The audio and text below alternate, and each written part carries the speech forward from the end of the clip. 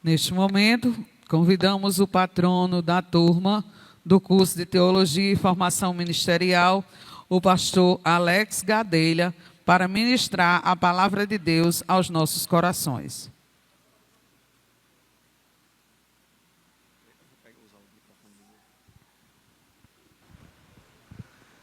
Meu boa noite a todos, graça e paz a todos. É muito bom estar aqui e eu quero começar agradecendo a vocês pelo convite. Me senti muito feliz e, como o Queiroz já falou, nós também, como professores, aprendemos muito com vocês. Nos questionamentos, nas conversas antes e pós as aulas, e tudo isso só contribui para o nosso amadurecimento, para a nossa edificação. Então, eu não podia começar sem falar essa palavra de gratidão. Cumprimentar os colegas pastores, sempre é bom estar com vocês. E eu não vou fazer uma exposição de um texto, na verdade eu tenho algumas páginas escritas aqui para ler, mas eu quero comentar um texto que é muito importante. Se você tiver com a escritura, você pode até consultar no celular, né? Eu quero ler a primeira carta de Pedro, capítulo 3, do versículo 13.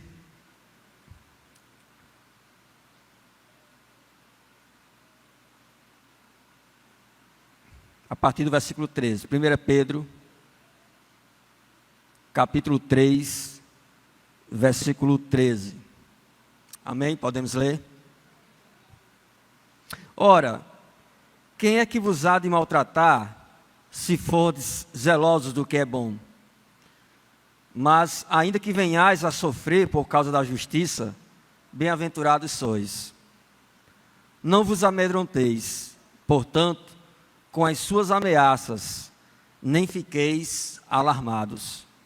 Antes, santificai a Cristo como Senhor em vosso coração, estando sempre preparados para responder a todo aquele que vos pedir razão da esperança que há em vós, fazendo-o todavia com mansidão e temor, com boa consciência, de modo que, naquilo em que falam contra vós outros, fiquem envergonhados os que difamam o vosso bom procedimento em Cristo. Porque, se for da vontade de Deus, é melhor que sofrais por praticardes o que é bom do que praticando o mal. Amém. Quando nós entendemos o contexto dessa carta, quando nós entendemos que Pedro estava exortando aos irmãos perseguidos da dispersão a serem fiéis, mesmo diante de sofrimento, mesmo diante de dor, mesmo diante da expoliação dos seus bens, quando nós entendemos que Pedro está preparando o coração da igreja perseguida para que elas pudessem responder sobre a razão da esperança que habita no coração de cada crente e responder diante de dias difíceis. Então, quando nós entendemos o contexto desse texto, nós concluímos o valor da palavra de Deus para dar respostas diante de tempos difíceis. Eu penso que o teólogo, ele é alguém chamado por Deus para dar respostas, e respostas que tenham esperança, respostas imersas em esperança.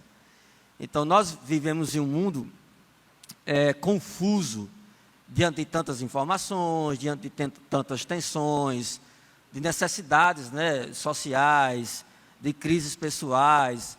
Então, não é difícil encontrar pessoas que têm sofrido com tanta angústia e confusão. Eu posso até falar confusão espiritual, qual resposta, onde vão encontrar respostas para algumas perguntas que as pessoas nos fazem. E eu vejo o teólogo como esse portador de respostas.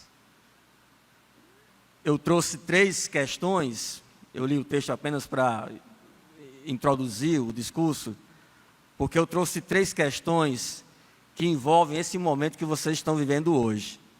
O que é teologia? Para que serve a teologia? E para onde vão os teólogos? O que é teologia? Para que serve a teologia? E para onde vão os teólogos? Teologia, no sentido etimológico, no sentido da origem da palavra, no sentido objetivo da palavra, significa estudo ou discurso racional sobre Deus e as coisas divinas. Trata-se de um estudo sistemático sobre Deus, a sua essência, seus atributos e a sua existência. Envolve o que Ele é, quem Ele é, seus atributos de caráter, suas obras, sua revelação. Um professor de História da Igreja disse que teologia é o estudo sobre Deus feito de segunda mão. Ou seja, teologia não é algo divinamente inspirado, como as Escrituras, mas um saber construído pelo esforço de homens piedosos, famintos em conhecer a revelação do seu caráter e da sua vontade. Podemos dizer, então, que é um trabalho intelectual e que, como qualquer ocupação, exige dedicação e esmero. E ainda que assim seja feito, esse trabalho sempre correrá o risco de erros ou falhas humanas.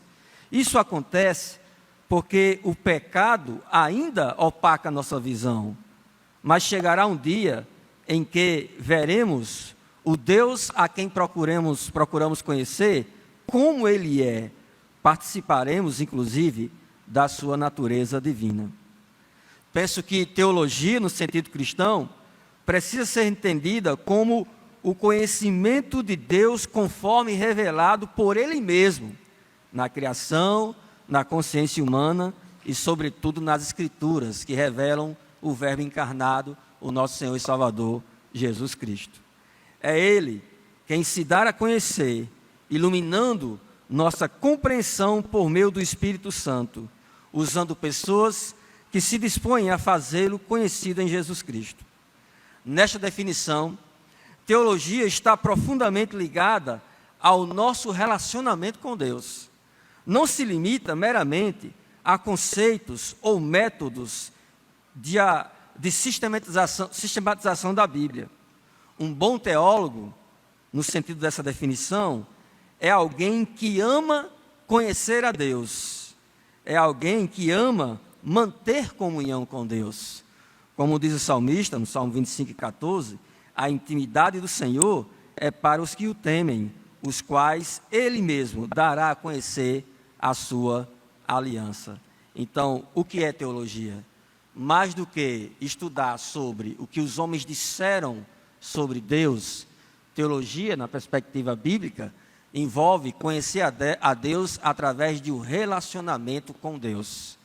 Ou seja, você pode ser um bom teólogo e um mau cristão. Você pode ser alguém que conhece a Bíblia de Gênesis a Apocalipse, no entanto, viver distante de Deus. Então, quando nós pensamos sobre teologia, nós devemos priorizar, sobretudo, o nosso relacionamento com Deus. Porque a teologia aponta para essa direção, para a nossa aproximação a Deus por meio das Escrituras, mas também por meio da oração, por meio da comunhão, por meio do serviço. Então é importante entendermos que a teologia, ela ultrapassa o assentimento intelectual. Ter um curso em teologia não significa necessariamente conhecer a Deus. Pode meramente significar conhecer o que os outros disseram sobre Deus. E claro, a minha oração para com a vida e o ministério de cada um de vocês é que vocês se aprofundem cada vez mais no que os homens disseram sobre Deus. Homens piedosos, homens que fizeram e fazem parte da história da igreja. Mas, sobretudo, minha oração diante de Deus é para que vocês tenham essa intimidade com o Senhor. Uma vida de oração, uma vida de devocional. Para que serve a teologia? Objetivamente, a teologia serve para conhecer a Deus. Como vocês estudaram, né? Conhecer os atributos comunicáveis e não comunicáveis. Conhecer o amor de Deus. Dar a conhecer a bondade de Deus, a sua misericórdia, santidade, verdade. A teologia serve para conhecer e saber sobre a onipotência divina, a onisciência do Criador, a sua onipresença, sua eternidade, sua imutabilidade, sua infinitude, sua justiça, sua soberania. A teologia serve para vermos a ação de Deus na história, concedendo-nos senso de propósito. Quando nós entendemos a essência da teologia revelada nas Escrituras, iremos ter respostas para consolar pessoas que vivem crises existenciais, que buscam respostas para perguntas como: de onde vim? Por que estou aqui? O que devo fazer aqui? E para onde vou? Qual é o meu propósito nessa vida? A teologia ensina a pensar a partir da cosmovisão divina. Ela dá recursos para manifestarmos Deus no mundo. Isso acontece quando defendemos valores e princípios relacionados à vida e à morte. Valores e princípios relacionados à sexualidade, à luz da Bíblia. Valores e princípios para o casamento, para o ideal de família planejado por Deus, para a economia, para a política, para a sociedade. Então a teologia não serve apenas para o nosso deleite intelectual. Ela, sobretudo, precisa ser prática, precisa ser vivenciada no ambiente onde nós vivemos, onde nós estudamos, onde nós trabalhamos. A teologia também serve para conhecer a criação. Deus nos faz contemplar a criação, Salmo 19:1. Mas também nos chama para cuidar do jardim. Deus nos chama também para regar plantas, alimentar bichos, sem nunca colocar tais coisas acima do humano, seja esse humano criança ou idoso. Nós somos mordomos da criação. Deus também nos chamou para isso. Sobretudo, Deus nos chamou para cuidarmos uns dos outros. Nesse sentido, nós nunca devemos colocar qualquer outra criatura acima do ser humano. Porque a teologia mostra o lugar do homem como criatura. A nenhum outro ser foi dito ser criado à sua imagem e semelhança. A dignidade que existe na vida humana não procede de meritocracia, mas da graça comum, derramada sobre todos os homens, derramada sobre todas as mulheres do planeta. Apesar de sermos feitos do pó da terra, temos o fôlego de vida soprado na alma. Quando entendemos e cremos nisso, não permitiremos que nenhum outro ser, que nenhum animal doméstico, que nenhum objeto material sejam postos como igual a um membro de uma família humana. A teologia também serve para conhecer a nós mesmos, olhar para dentro de si e reconhecer a presença do pecado que tenazmente assedia a nossa alma, levedando o fermento de nossa natureza caída.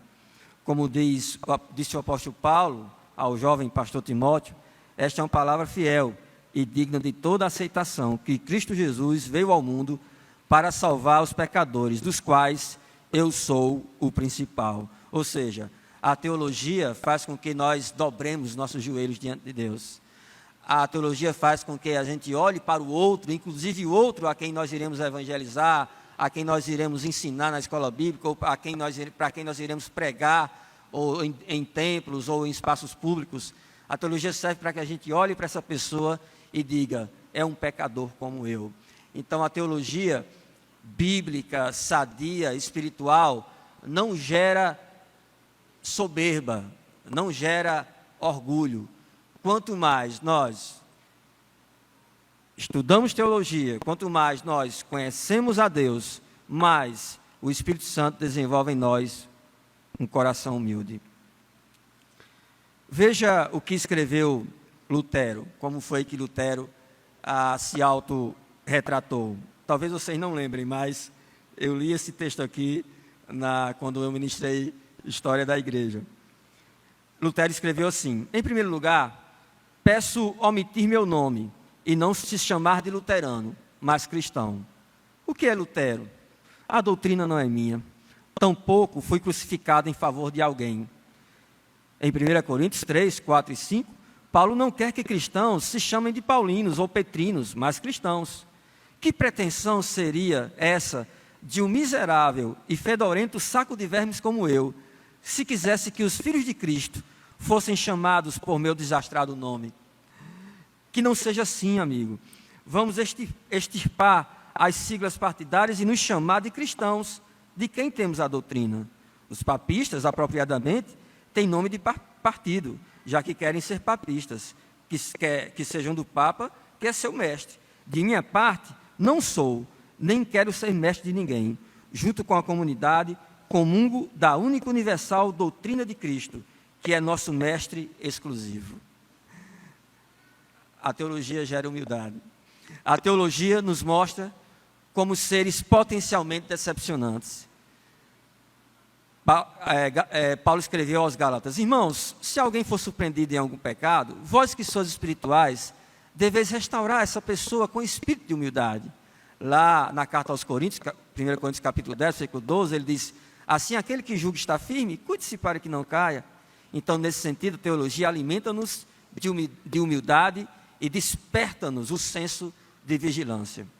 E para a gente concluir, para onde vão os teólogos?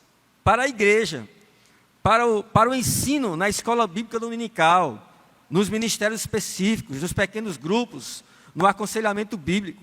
Deus escolheu apóstolos para sistematizarem a doutrina de Cristo, mas também vocacionou mestres para preservar a doutrina dos apóstolos. Hoje, teólogos ortodoxos vivem a função de batalhar pela fé que uma vez por todas foi entregue aos santos, e também combater atualizações e inovações que tentam adaptar verdades reveladas a conveniências da cultura deste século.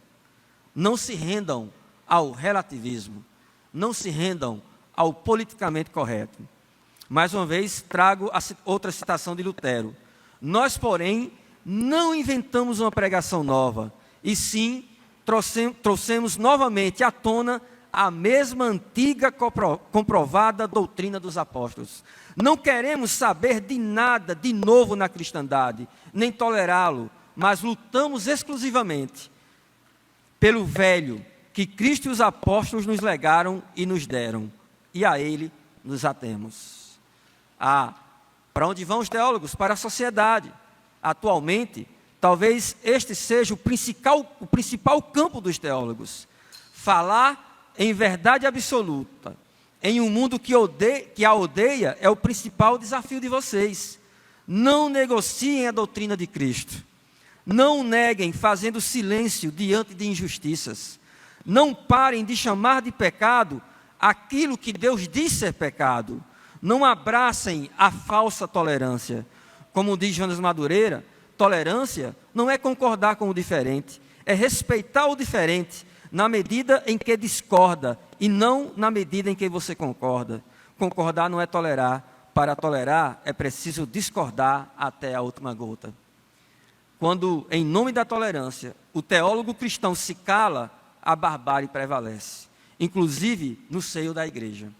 Quando o pastor silencia, o lobo devora. Para onde vão os teólogos? Para o seio da família, suas famílias. Sim, somos chamados para servirmos como modelos de referência comportamental alimentada pela verdade divina. Essa expectativa existe sobre a vida de quem faz teologia. Subentende-se que uma pessoa que dedica horas de estudo ao caráter e à vontade de Deus deve se parecer com ele.